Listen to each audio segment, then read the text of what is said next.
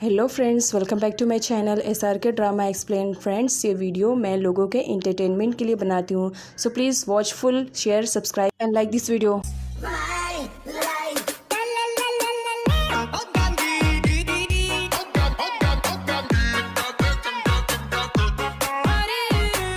Friends, ये ड्रामे की एक्सप्लेनेशन का पार्ट 2 है। अगर आप प्रीवियस पार्ट को देखना चाहते हैं, डिस्क्रिप्शन में लिंक है, आप उसके थ्रू देख सकते हैं। वैन जो कि यदा और खेम की स्टेप सिस्टर है, इसी वजह से वो यदा और खेम को बिल्कुल भी लाइक नहीं करती है। वो खेम की न्यूज़ देखती है, बहुत ही ज़्यादा खुश होती है और हंसते हुए अपनी मोम को बताती है, मोम देखो ना, खेम की ब्रेकिंग न्यूज़ आई है कि किस तरह क्रिट ने उसे शादी के ही मंडप पे छोड़ के चला गया। बहुत ही ज़्यादा अच्छा लग रहा है ये सारे वाहियात कमेंट पढ़ करके।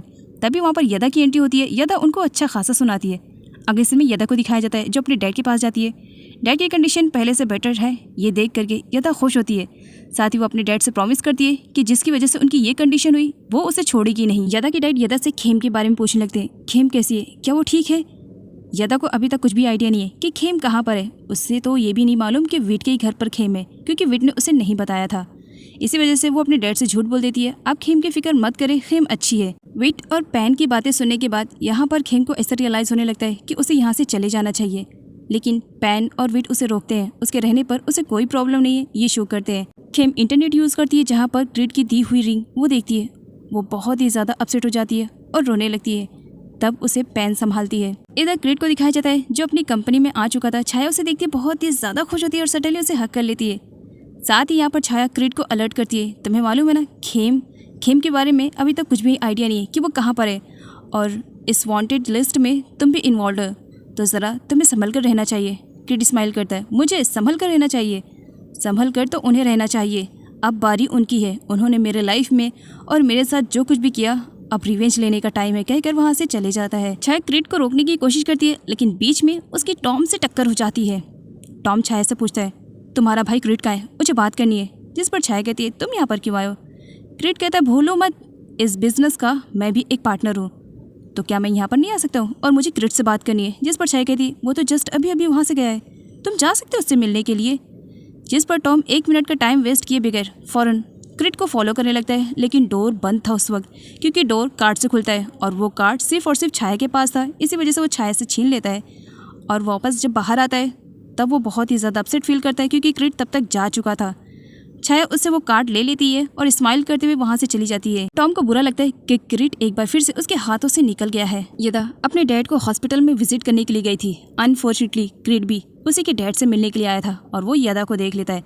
वो वहाँ से जाने का नाटक करने लगता है। यदा देख लेती है और क्रिट से कहती, तुम यहाँ पर क्या कर रहे हो। जिस पर क्रिट कहता है, एक्चुअली मेरे अंकल की कंडीशन काफ़ी ख़राब है, वो यहीं हॉस्पिटल में ही है, मैं उन्हें विजिट करने के लिए आया हूँ। यहाँ पर यदा जब क्रिट को इतना ज़्यादा परेशान होता हुआ देखती है तो कहती है, सच में अगर कोई अपना हर्ट होता है तो बहुत ही ज़्यादा तकलीफ होती है। जिस पर क्रिट कहता है, तुम सच कह रही हो, जब कोई अपना अपने को ही हर्ट करता है ना तो बहुत ज़्यादा तकलीफ होती है। साथ ही क्रिट यहाँ पर यदा को ये भी बताता है कि उसकी लाइफ में एक सिस्टर है जो कि उसके लिए बहुत ही ज़्यादा इंपॉर्टेंस रखती है। उसके बॉयफ्रेंड के चीट करने पर वो अपने आप को मार देना चाह रही थी, लेकिन फिर भी जैसे तैसे वो बच गई है। अब वो अपनी लाइफ में किसी और को खोना नहीं चाहता है, कहकर वहाँ से चला जाता है। फाइनली वो दिन भी आ जाता है जब यदा के डैड बिल्कुल ठीक हो चुके थे और उन्हें हॉस्पिटल से डिस्चार्ज कर दिया जाता है। सामने से क्रिट की एंट्री होती है जो कि यदा के ही डैड से हॉस्पिटल में मिलने के लिए आया हुआ था, जब उसे मालूम पड़ा कि यदा के डैड डिस्चार्ज हो रहे हैं। क्रिट यदा के डैड को देखते हुए स्माइल करते हुए कहता है, अभी तो जस्ट गेम स्टार्ट हो रहा है और आप इस तरह गेम से पीछे हट जाएंगे तो कैसे चलेगा। यदा के डैड क्रिट को वहाँ पर देख करके बहुत ही ज़्यादा गुस्से में हो जाते हैं और साथ ही यहाँ पर जब उसका नाम लेते हैं क्रिट, और क्रिट का नाम सुनते ही यदा यहाँ पर शॉक्ड में कि अच्छा ये वही लड़का है जिसकी वजह से आज उसके डैड की ये कंडीशन हुई है। यदा अपने आप पर ही गुस्सा करने लगती है कि भला मेरे सामने ये बंदा था और मैं इसे पहचानने से धोखा खा गई।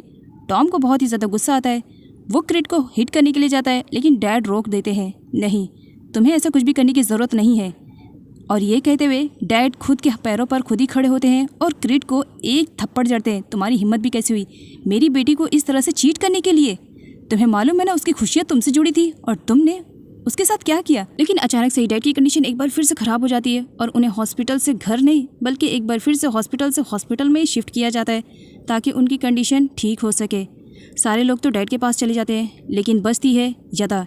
यदा जानना चाह रही थी कि आखिर क्रिट ने उसकी फैमिली के साथ इतना सब कुछ क्यों किया। पीछे से दिखाया जाता है खेम भी वहाँ पर आ चुकी थी और अपने डैड की सिचुएशन देख करके वो बहुत ही ज्यादा अपसेट हो चुकी थी। क्रिट हॉस्पिटल से वापस जाने लगता है। यदा उसे फॉलो करने लगती है। यदा उससे पूछने की कोशिश करती है कि आखिर तुमने मेरी फैमिली के साथ ये सब क्यों किया, हमने क्या बिगाड़ा तुम्हारा।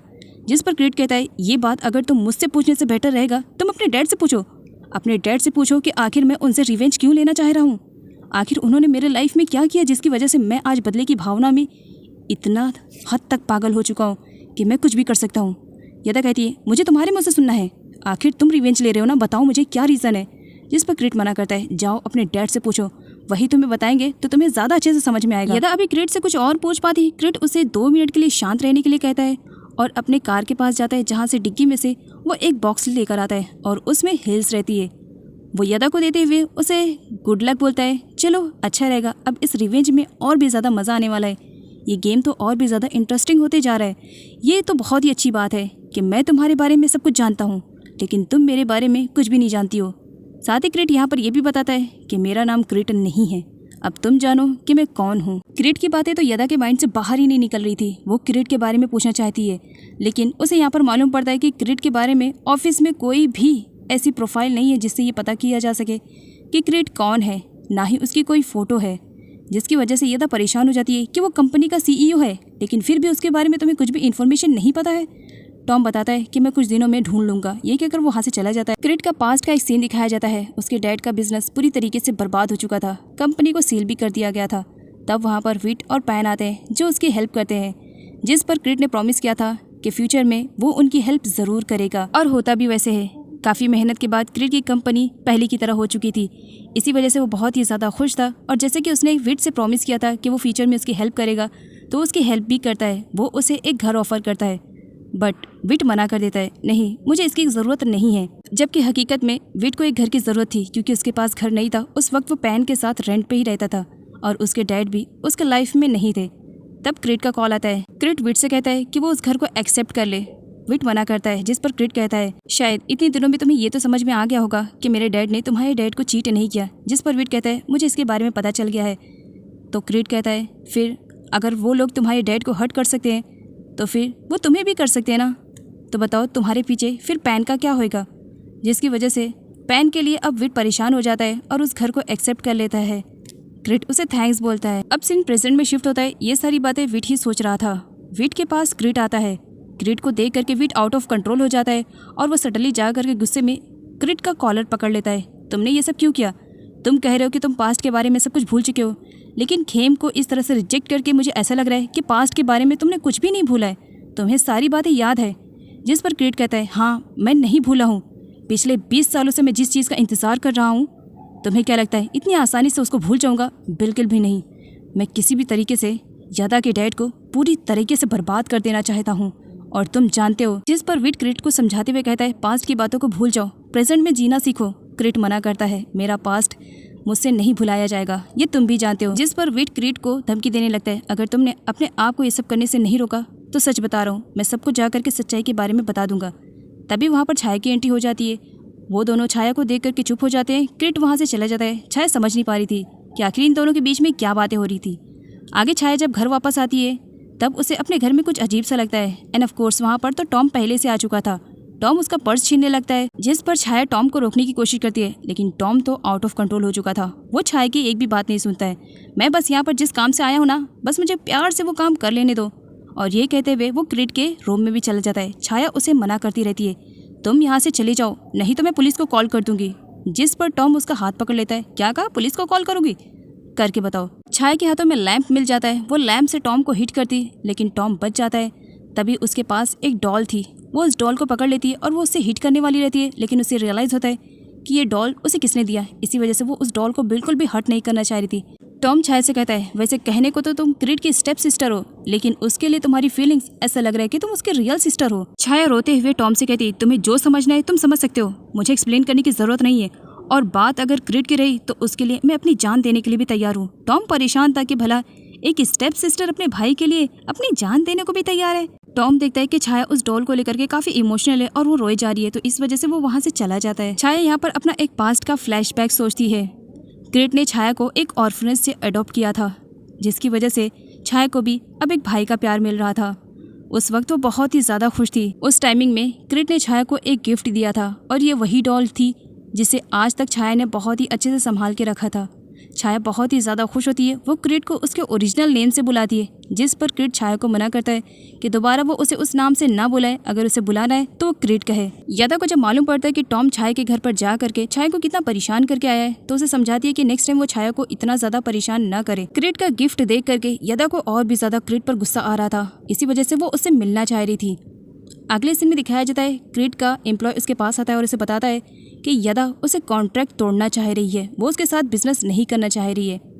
जिस पर क्रिट कहता है वो ऐसा कभी भी नहीं कर सकती है। अगले सीन में खेम को दिखाया जाता है। वो क्रिट को भुलाने की कोशिश तो कर रही थी लेकिन नाकाम थी। वो जितना ही क्रिट को भूलने की कोशिश कर रही थी उतना ही वो क्रिट के बारे में सोच भी रही थी। पास्ट की बातें सोच करके वो बहुत ही ज़्यादा अपसेट हो जाती है कि किस तरह पास्ट में क्रिट और खेम दोनों एक दूसरे को इतना ज़्यादा प्यार करते थे, लेकिन बात आज की देखी जाए तो क्रिट उसे नफरत कर रहा है। यही सारी बातें वो भूलने से भी नहीं भुला पा रही थी।